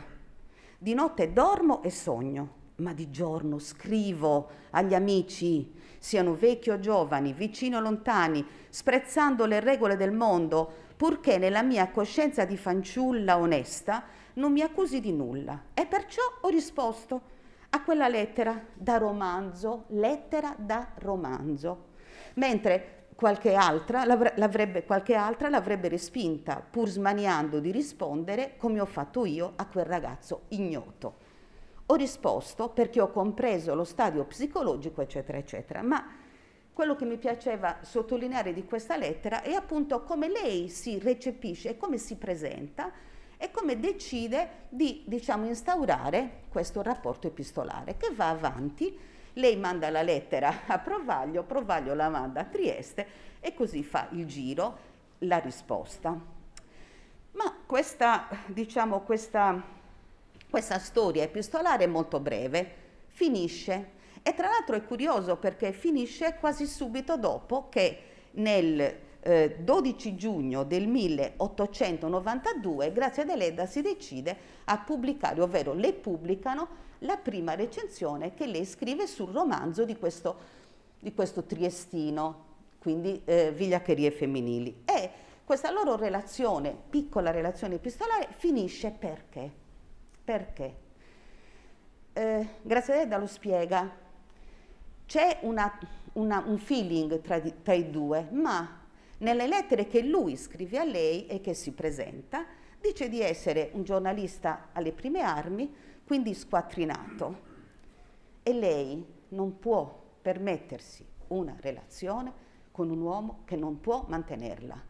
Ma non perché appunto vuole fare la signora che non fa nulla tutto il giorno e si fa mantenere, no, perché lei sa che il suo sogno, la sua determinazione di vita è scrivere e purtroppo, come dirà, vi leggo questo breve brano della lettera, la poesia non dà soldi, la letteratura non paga, quindi se io voglio fare la letterata, se io voglio continuare a studiare e scrivere, insomma qualcuno mi dovrà pur mantenere, no? E purtroppo io devo rinunciare a anche un'ipotesi di amore con uno che al momento attuale non ha soldi. D'altra parte, sempre a Provaglio, scrive qualche anno dopo, a proposito di Andrea Pirodda, già ricordato da Cristina, che anche Andrea Pirodda lei lo ha lasciato e poi lo ha ripreso, va bene, ma una delle motivazioni è caspita, questo è un povero insegnante, cosa mi può dare un povero insegnante? Mi tiene qui, a Nuoro, chiusa, con pochi soldi, e il mio sogno di gloria letteraria, perché è questo che lei ha in mente, non posso avverarlo, non si può avverare. Bene, come finisce questa storia con il nostro Venturini? Vi leggo sempre uno stralcio velocissimo di una lettera sempre a Provaglio. Dunque, 51... Mi ha scritto tutta la sua vita, allora non so, ma non ridere ancora di me, non dire ancora che il mio scetticismo è vinto. Ok, non ancora. Vedi, con Giorgio Venturini siamo già alla terza lettera, ci abbiamo già scambiato il ritratto, questa era un'altra delle cose importanti che si faceva tra due innamorati, ma mi ha scritto tutta la sua vita, se è vero tutto ciò che esso mi scrive, ha molto, ma molto sofferto e io è quasi ancora un fanciullo, ha molte illusioni che io stessa non ho, eppure ha sofferto tanto quanto uomo, bada bene, umanamente, non fantasticamente può soffrire. Non so, io diffido di tutto e di tutti. Eppure, quando ho letto la lettera in cui quel poverino mi ha raccontato la sua triste esistenza, ho pianto così come l'ultima delle signorine sentimentali, io che non piango mai, mai. Del resto, però, non gli ho dato alcuna speranza perché non sono ancora convertita, penso che voglia dire qualche altra cosa, però le scrive convertita, e perché c'è un altro perché, volgarissimo, ma che nella realtà della vita è spesso arbitro delle sorti umane. Il mio lontano innamorato è povero. Ha la sua posizione, ha molta speranza nell'avvenire, molto ingegno, coraggio e volontà, ma la mia famiglia pretende avvocati o dottori o ingegneri piuttosto che romanzieri o poeti o giornalisti, tanto più che sa, per mezzo mio stesso, che la letteratura non rende nulla.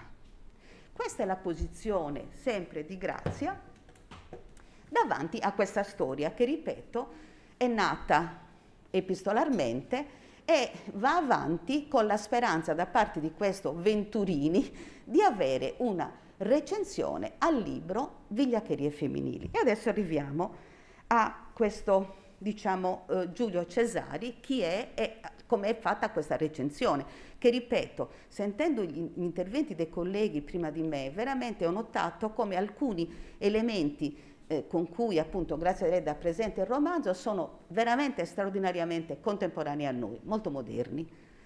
Dunque questo signore era un amico di Italo Svevo, era uno del gruppo di Italo Svevo, e anche qui finiamola di dire quindi che Grazia Deledda non era era isolata, tutte quelle storie che grazie a Dio ci siamo lasciati alle spalle, perché questo Giulio Cesari cerca la sua recensione, la recensione di questa ragazzina di 21 anni, e Giulio Cesari è del gruppo di Italo Svevo, apro una parentesi, 1892 esce Una vita di Italo Svevo, quindi siamo in pieno, diciamo, fermento anche in questa città mitteleuropea che è Trieste.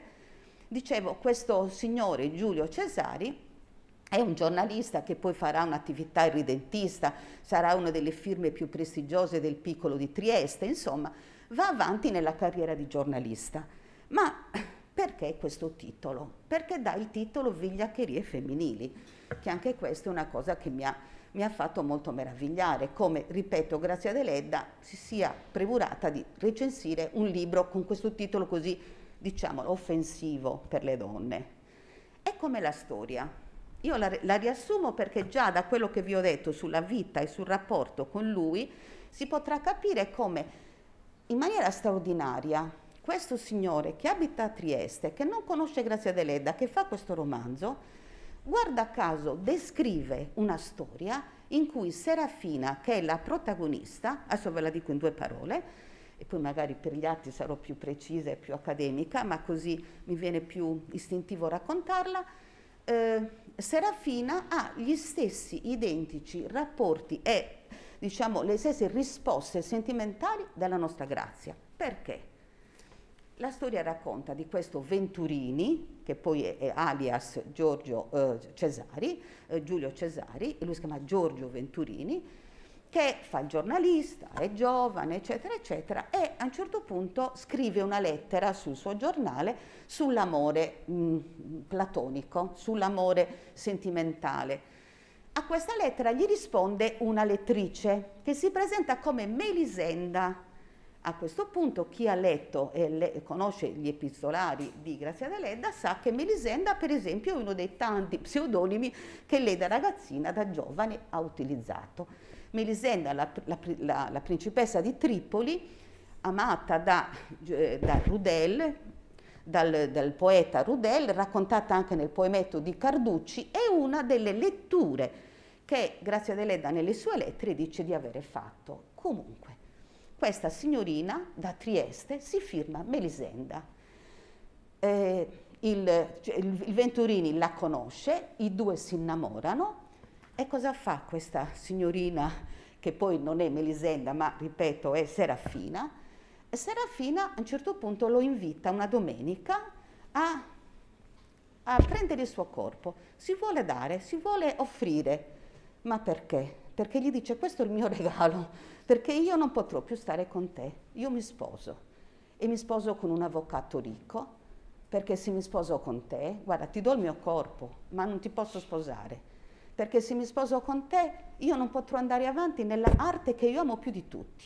Serafina non è una scrittrice ma è una pittrice, però ha le stesse identiche motivazioni. Guardate, questa è una cosa secondo me è magica, è una cosa a proposito di magia che abbiamo parlato stamattina, cioè in questo romanzo abbiamo una protagonista che dà, quindi un personaggio inventato, che dà, o perlomeno letterario, che dà risposte al suo innamorato nel romanzo, che sono le identiche risposte che Grazia Deledda dà non solo a Cesari, ma le dà anche ad altri, diciamo, pretendenti che non corrispondono al suo identikit del suo promesso sposo, insomma, che avrebbe potuto mantenerla.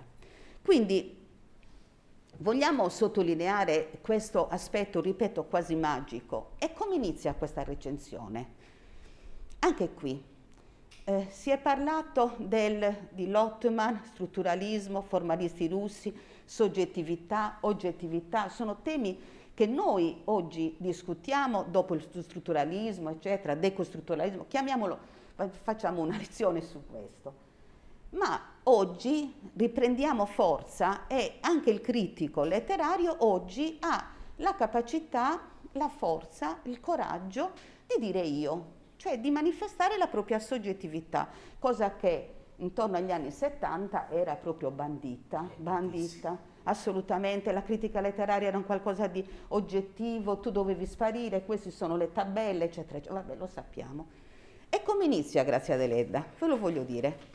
Guardate come inizia questa recensione, la prima recensione che lei ha fatto. Qualche giorno fa, dopo aver letto questo bizzarro romanzo, ho veduto il ritratto dell'autore, credo triestino, bugia, perché lo conosceva, ma discendente dalla famiglia Cesari, veronese, che diede i natali al famoso Antonio Cesari, il dottissimo e buon prete, noto tanto ai suoi tempi per le aggiunte da lui fatte alla Crusca o per le strigliate dategli dal Monti. Allora, c'è un attacco personale.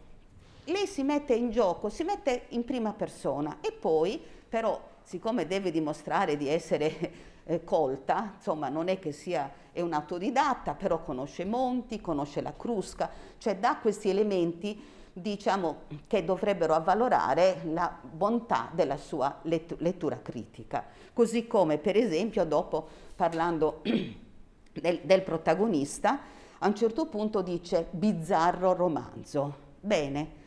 L'aggettivo bizzarro è quello che lei ha usato in un'altra lettera al Provaglio, che faceva da tramite, ripeto, sempre con le lettere, dicendo a ogni modo ti terrò al corrente di questo bizzarro romanzo, sicura della tua segretezza. Quindi il termine bizzarro romanzo che lei usa per vigliaccherie femminili, apro una parentesi, appunto Serafina è stata vigliacca, ecco perché vigliaccherie femminili, perché aveva lasciato il fidanzato per ragioni economiche, detto in soldoni.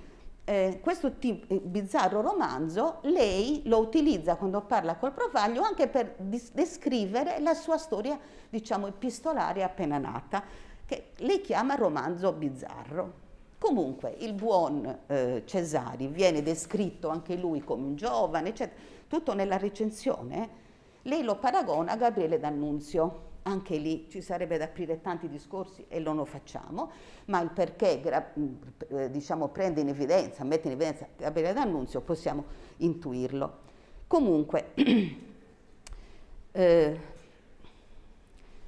Venturini ha pubblicato, vi leggo un altro pezzettino della recensione. Venturini ha pubblicato un articolo su questo argomento e pochi giorni dopo gli arriva una lettera di donna, di fanciulla, che si firma Melisenda, che più ignora, eccetera, eccetera. Questa che più ignora la dolce e commovente storia di Rudele della contessa di Tripoli e gli offre il suo amore. Dopo questa citazione, che ripeto, corrisponde anche ad un suo pseudonimo già utilizzato, lei a un certo punto fa anche salto un po', fa anche altri riferimenti colti, per esempio a Schopenhauer, a filosofi, no? Perché sono tutti, diciamo, elementi di extratestualità, ma comunque che dovrebbero rinforzare la lettura sua, che comunque è iniziata come una lettura soggettiva.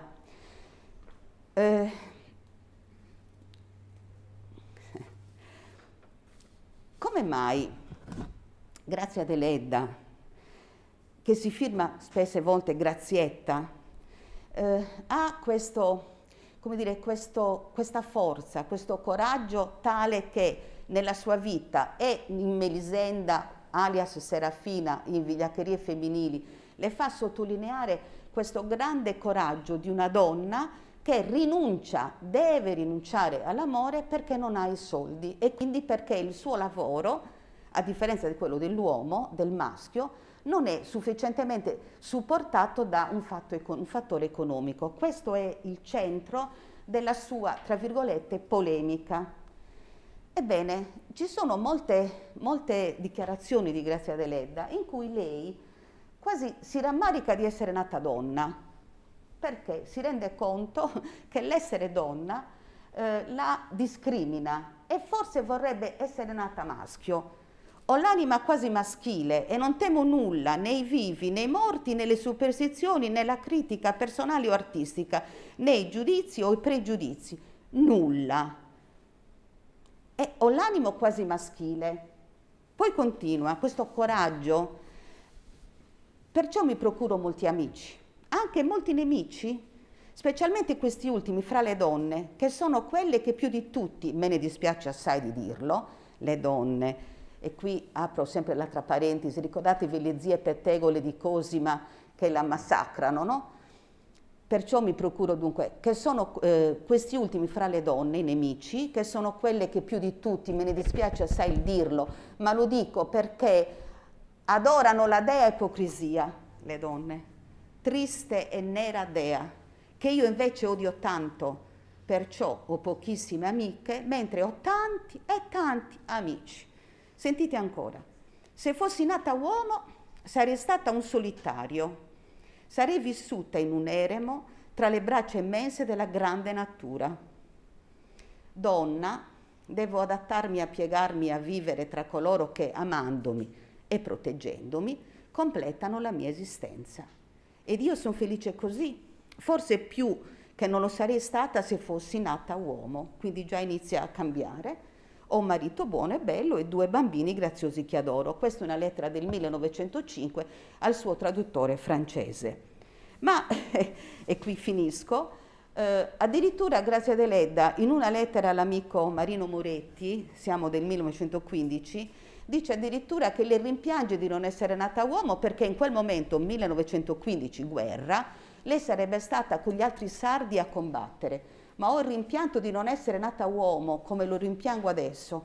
A quest'ora sarei certamente con quella compagnia di sardi, di veri sardi pelliti, che meritano tutti medaglie d'oro e d'argento, lassù, lassù, dove devono provare l'impressione di sfondare lo stretto confine della terra verso un più grande orizzonte.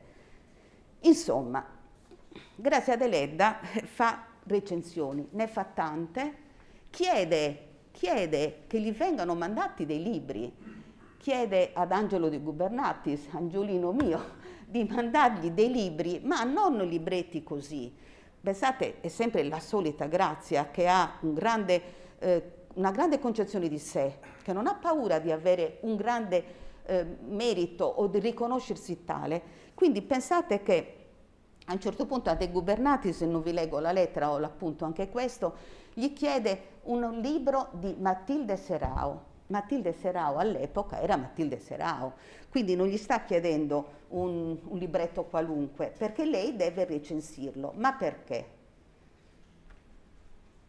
Fammi pure mandare il Corriere e la tessera di corrispondente Corriere della Sera. Appena cadranno in Sardegna, o meglio nel circondario di Nuoro, delle cose degne d'essere notate, ne farò io la corrispondenza. Chi è il direttore? Fammi ancora spedire gli ultimi romanzi pubblicati dal Perino ed io ne scriverò le recensioni sulle riviste dove scrivo. Di me non ho alcuna notizia da darti, sono un po' raffreddata, ma è cosa da nulla.